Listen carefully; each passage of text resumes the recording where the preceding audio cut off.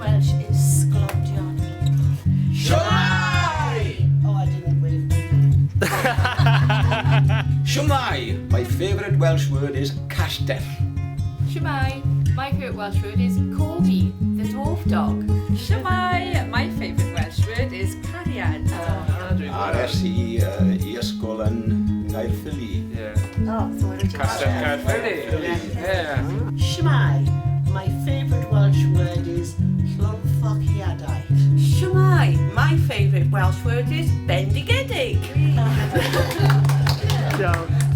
Shwmai! Shwmai. Shwmai Eddie! Shwmai.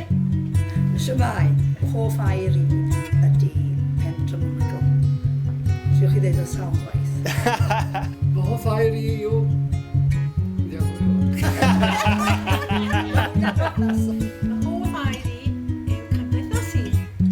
Shwmai, fy hoff air i yw catafarwns. Fy hoff air i yw Rhombach. Shwmai, fy hoff air i yw sbigoglis a chwardlu gwgan. Shwmai, Alejandra Dwy a Mexico. This is the longest word I could find in Welsh.